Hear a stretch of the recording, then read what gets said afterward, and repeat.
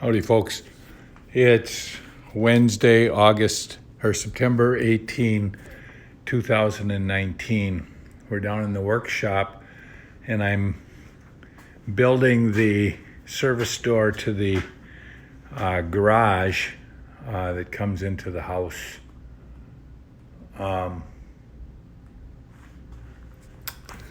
So this is the style, and that's the style. This here wider board is the kick plate. This is the middle rail. And so the kick plate will go, you can see how I have things marked out. It'll go here. There'll be a dowel here, here, and here that'll go into these three holes. And then that middle rail right there will go between this line and this line. Now you'll notice that I have a groove here, and I've got a groove on the bottom of the kick plate, but on this middle rail I have two grooves, one there and one there. And the reason I have two grooves is I'm going to have, and then up here I have another big long groove, and then this would be the top. The reason I have the groove is I have two panels, a bottom and then a top panel. This top panel I have prepared. It's 42 inches high. It's solid cherry. If you were to buy that lumber at the lumber yard, it would probably cost you $80 for that panel. I probably am into it for less than 20, maybe 25, because I buy it basically wholesale. So I glued up, well, actually Justin and Jessa, before I went in for surgery, they glued up 4 boards for me.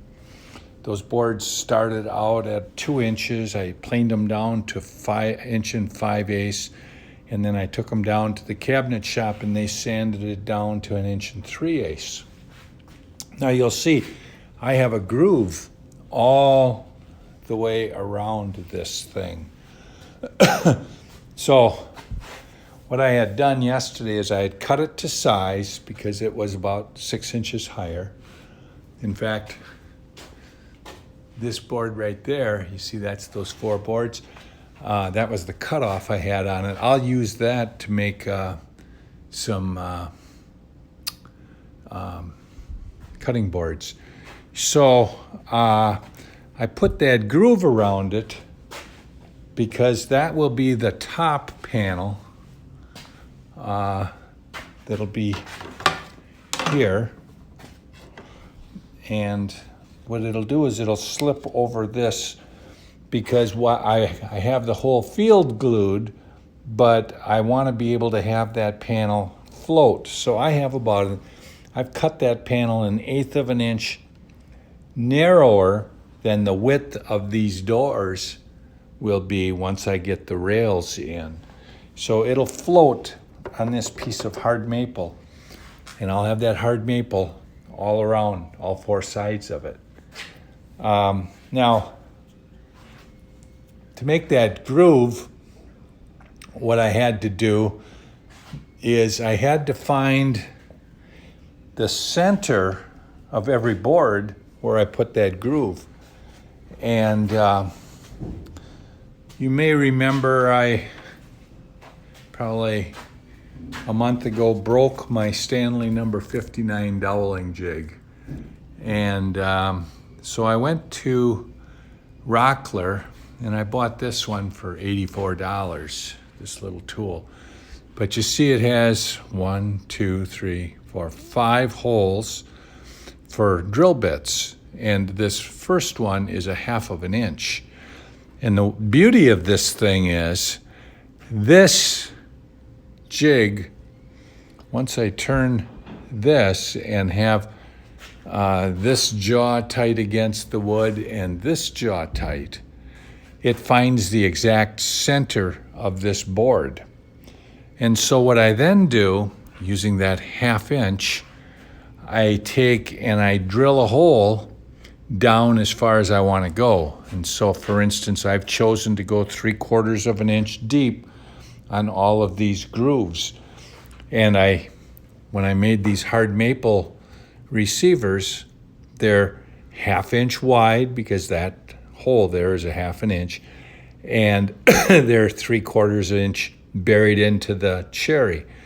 Here I have this at 5/8 so that board has a little bit of room to move around.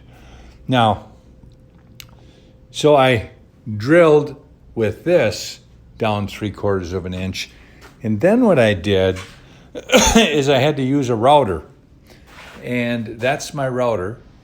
I have a 1/2 inch router bit on there, and then I had this jig that I made probably 5, 6, 7 years ago, and I have it attached with 3 screws. And what this does is I set this to be the width. Actually, what I do is I put the router bit inside of that hole that I drilled with my drill. I know that that's the absolute center, and then I snug this side and this side up against the edges of the board, and then make my passes. And I usually do about 3 passes to make that groove.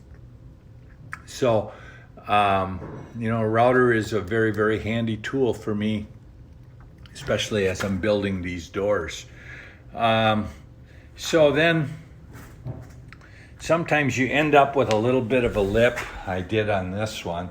And so what I would then do is just go through with my 1/2 inch chisel and just knock that lip off so that this thing fits in there somewhat loose. So that's the process that I go through on building this service door that'll go from the house into the garage. And like I say, it's solid cherry field. The stiles and rails are made with cherry, and then this is 50-year-old pine that came out of the old house that we tore down. And then here, that's cherry, so that when you look at it, you'll see cherry on the edges, but the inside has sort of the lesser quality wood. Now, now the one thing I did here that I shouldn't have is I have these 2 grains going the same way. You see here I have one coming this way and one going the opposite. This was a faux pois, but it'll still work. But all of the rails and stiles are built that way with they call that stave core construction. Interestingly, we had that guy build our cabinet for the double wall ovens, the Wolf cooktop range, and then a temporary cabinet for the sink. And he also builds doors, custom doors. And by God, I was pretty pleased because he builds them exactly like I do. So, except his are going to be a lot more expensive because he's got labor and markup. So that's it. Thanks for following our progress, and we'll try to get more videos going here.